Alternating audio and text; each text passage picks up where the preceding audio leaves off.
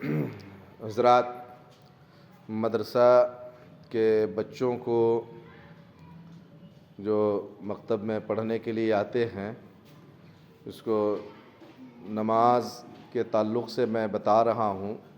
جیسے قیام میں جب کوئی بندہ رہے تو اس کی نظریں کہاں ہونی چاہیے، رکوع کس طرح ہونا چاہیے، یہ تمام چیزیں میں بچوں سے پریکٹیکلی کروا رہا ہوں۔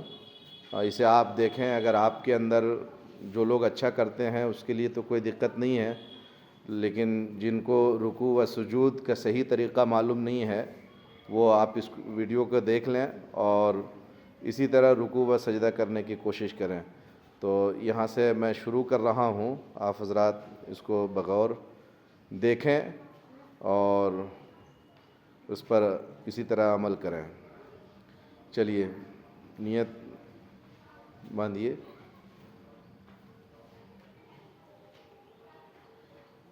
یہ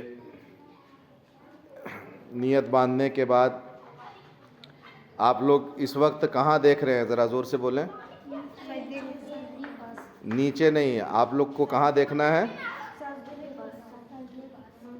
جس جگہ پہ آپ سجدہ کریں گے، سجدہ کرتے وقت جس جگہ پہ آپ کی پیشانی ہوگی آپ کو اسی جگہ پہ دیکھنا ہے، ٹھیک ہے؟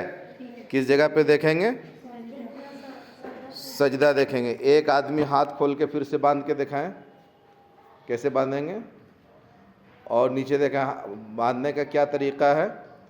یہ آپ دیکھ رہے ہیں، انگوٹھا اور نیچے کی جو انگلی ہے وہ گول دائرہ بنا کے کلائی کے اوپر رکھی ہوئی ہے، اور 3 انگلیاں جو ہے یہ اس کے پیٹ پہ رکھی ہوئی ہے، جس طرح آپ اس کو سامنے دیکھ رہے ہیں۔ تو اسی طرح آپ حضرات نیت باندھیں گے اور اس کے بعد کیا کریں گے؟ ثنا پڑھیں گے۔ کیا پڑھیں گے؟ ثنا پڑھیں گے۔ ثنا کے بعد اعوذ باللہ من الشیطان الرجیم، بسم اللہ الرحمن الرحیم۔ اس کے بعد کیا پڑھیں گے؟ زور سے بولیں، الحمد شریف۔ الحمد شریف کے بعد کوئی سورہ ملائیں گے اور سورہ ملانے کے بعد رکوع کریں گے۔ تو رکوع ہمارا کس طرح ہوگا؟ رکوع کر کے بتائیں۔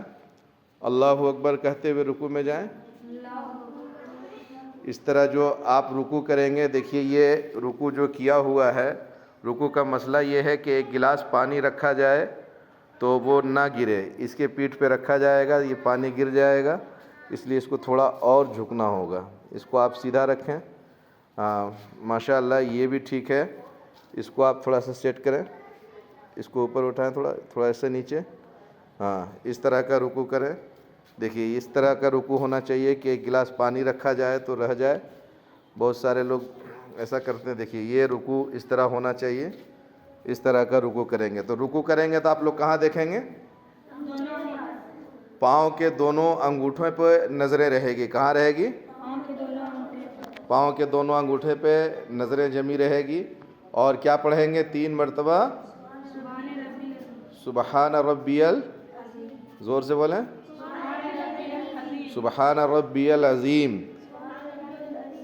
اس کے بعد اللہ اکبر کہتے ہوئے کھڑے ہو جائیں گے۔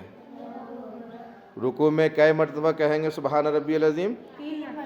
زور سے بولیں، 3 مرتبہ۔ رکوع سے اٹھنے کے بعد ادھر ادھر کہیں نہیں دیکھنا ہے، سجدے کی جگہ پہ دیکھنا ہے اور سجدے کے لیے جانا ہے۔ سجدے کے لیے جائیں آپ لوگ۔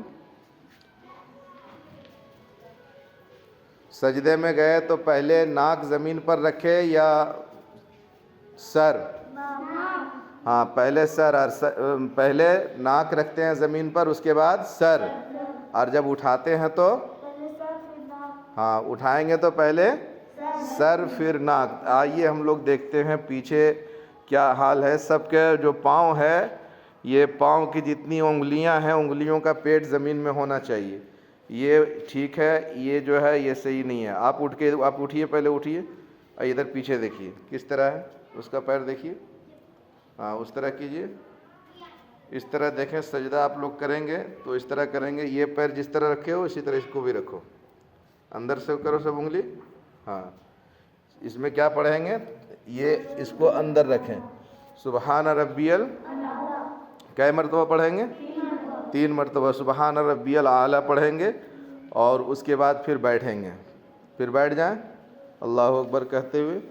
یہ پیر جو آپ کھڑا کر کے رکھے ہیں, دیکھیے بہت سارے لوگ اس طرح پیر کھڑا کر کے رکھتے ہیں, اس کو پیر سلا دینا ہے اور اس طرح کر کے جیسے کہ 2 سجدہ آپ کریں گے, اور 2 سجدہ کرنے کے بعد جو آپ بیٹھیں گے یہ تشہد پڑھنے کے لیے کیا پڑھیں گے, تحیات پڑھیں گے اور دعائے قنوت پڑھیں گے اور دعائے معصورہ.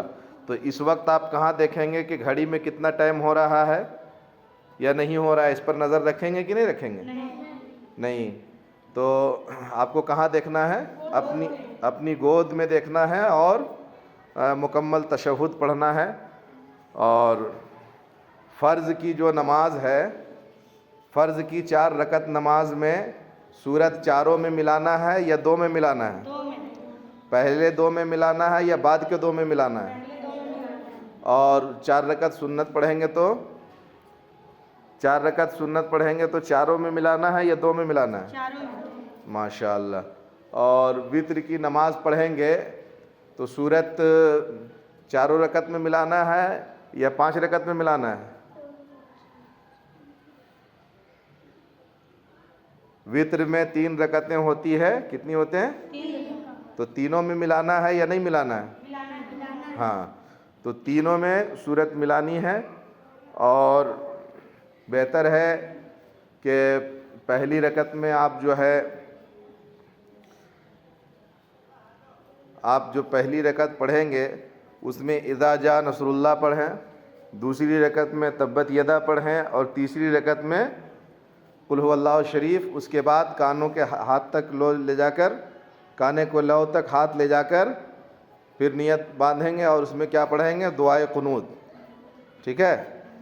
اور نظر جو ہے ادھر ادھر نہیں ہونی چاہیے, جہاں جہاں نگاہوں کو بتایا گیا ہے وہاں پر آپ رکھیں گے.